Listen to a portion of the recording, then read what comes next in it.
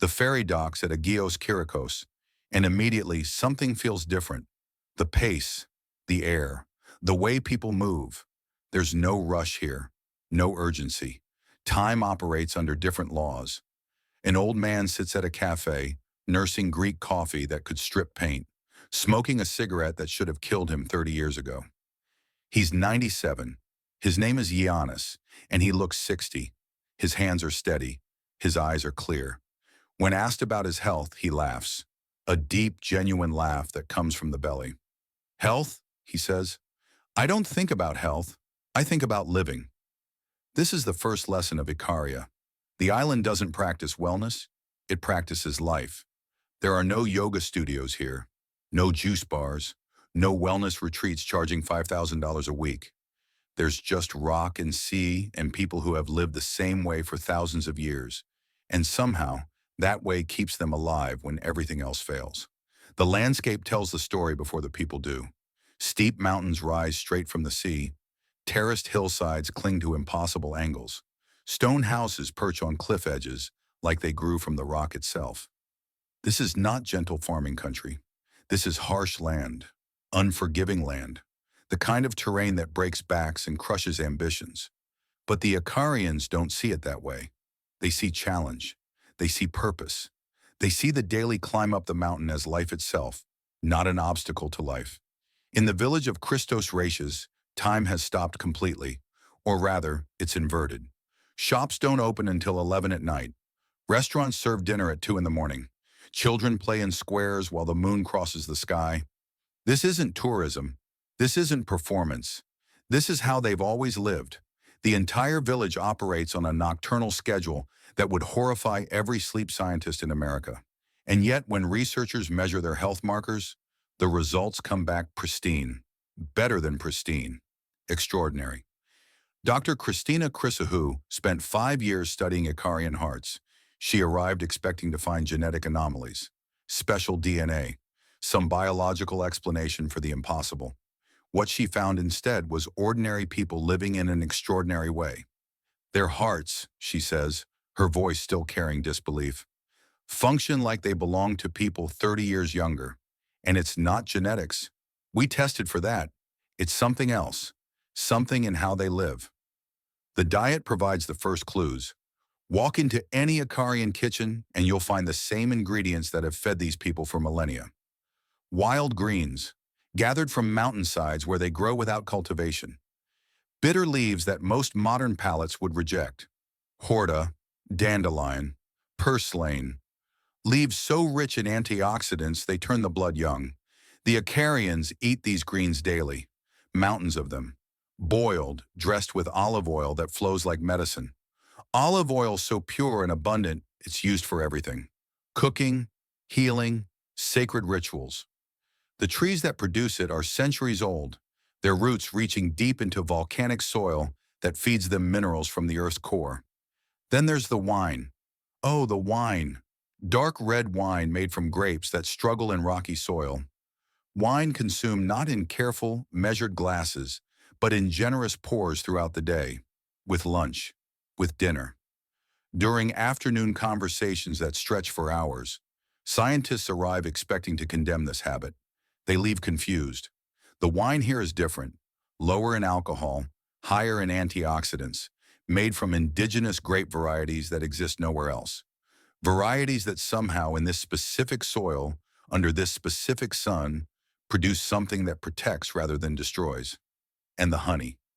Wild honey from bees that feed on thyme, and sage and herbs that grow only on these mountainsides. Honey so rich in enzymes and compounds that researchers catalog it separately from commercial honey. It's not the same substance. It's medicine disguised as sweetness. The old people eat it every morning. A spoonful with tea. Another spoonful stirred into yogurt made from goat milk so thick it holds a spoon upright. But food is only the beginning. The real secret lies in how time moves here, or rather, how it doesn't move. There are no schedules, no appointments, no tyranny of the clock. People wake when they wake. They sleep when they sleep. They eat when they're hungry. They work when the work needs doing. This isn't laziness. This is wisdom. Ancient wisdom about human rhythms that modern life has forgotten. In the mountain village of Caravostamo, 91-year-old Maria tends her garden. Not a hobby garden, a real garden. Rows of tomatoes, climbing beans, herbs spreading in wild profusion. She moves slowly but steadily, her body bent but not broken. She's been working this soil for 75 years. Same plot, same rhythm. She plants in spring, she harvests in fall, she rests in winter. She doesn't track her steps. She doesn't monitor her heart rate. She just lives. And in living this way, moving naturally through her days, she gets more exercise than most gym goers achieve in planned workouts. But she doesn't call it exercise. She calls it life. The social structure here operates on principles that modern society has abandoned. There are no nursing homes, no assisted living facilities. The elderly don't disappear into institutions when they become inconvenient. They remain at the center of family life, of community life. 90-year-olds attend every celebration. They're consulted for decisions. They're valued for their memory, their wisdom, their connection to what came before. This isn't sentiment. This is survival. The community knows that the old ones carry knowledge that can't be written down. Knowledge about weather patterns and plant cycles and how to live on harsh land. Knowledge that keeps everyone alive. And so the elderly here don't decline the way they do elsewhere. They don't retreat. They don't give up. Because giving up isn't an option when your community needs you, when your grandchildren depend on your stories, when your neighbors come to you for advice about crops and weather and life. Purpose, it turns out, is medicine. Better than any pharmaceutical, more powerful than any intervention. The sense of being needed, of being essential, of mattering. This keeps the heart beating strong and the mind firing clear. Decades past when isolation would have shut both down. The religious life here follows ancient patterns, not the sanitized modern spirituality of wellness retreats, but something older, deeper. The orthodox traditions observed here date back 15 centuries. Long fasts broken by communal feasts, endless liturgies in stone churches that echo with Byzantine chants. Saints' days celebrated with all-night festivals. This isn't mild observance. This is devotion that shapes every day. The fasting periods mean months where meat is abandoned, where diet becomes lighter, more plant-based, without anyone calling it a trend or a choice. It's just what you do, how you live, the rhythm of sacred and profane, fast and feast, work and rest, all woven together into something that sounds restrictive, but somehow produces freedom.